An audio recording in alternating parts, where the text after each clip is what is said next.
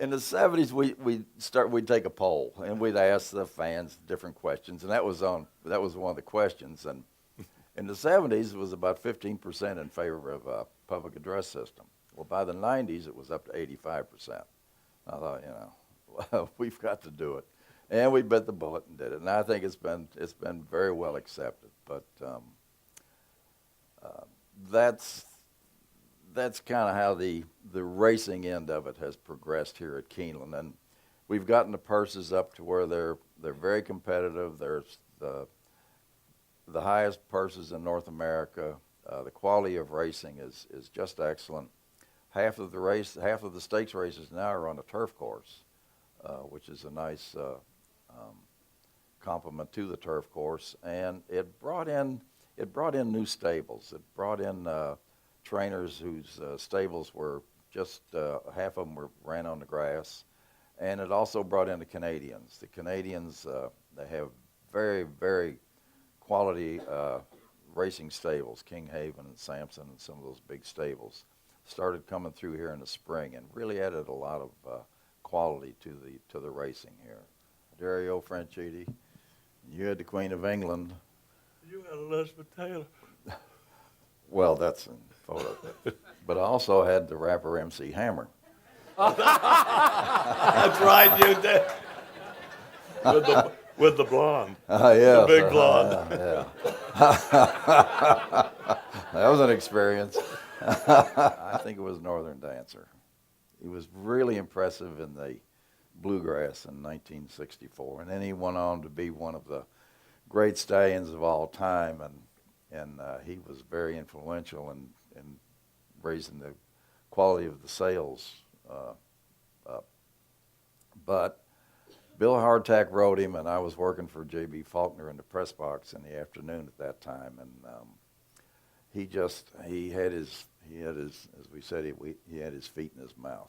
He was basically pulling him up all the way, and then he went on to win the Kentucky Derby and the Preakness, and he was a small horse of stature, but he really was. He was a great racehorse and spectacular bid. He was another good one.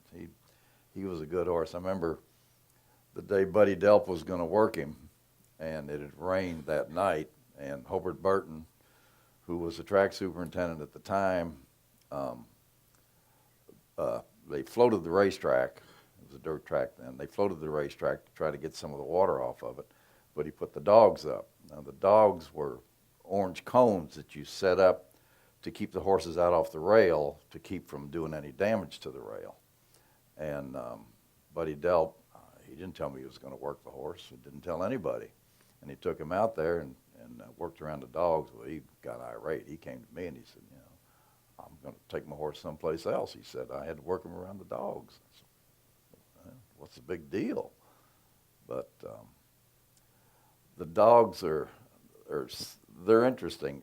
Evidently, back in the 1800s, there were literally dogs in the center field, and they would bark, and the horses would shy from them. And the track men came up with it was basically a half a sawhorse. It was V with the length, and they would put them out on the racetrack to keep the horses from the inside. And it was called working around the dogs, and that's where it got its name. There's one interesting story.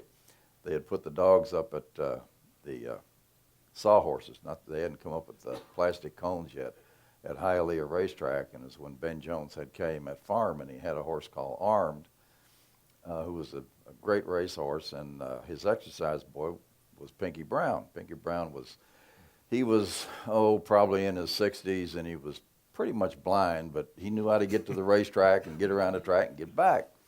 So Ben Jones told him take Armed out and work him half a mile, but he didn't tell him the dogs were up. So Pinky came back, and Ben was out there, and he saw what Pinky had done. Pinky came back, and Ben asked him, he said, well, Pinky, he said, how'd Armed work? He said, Mr. Jones, he said, he said he was very erratic. He said he kept jumping. He said about every 30 feet he would jump. He said, I don't know what happened to him.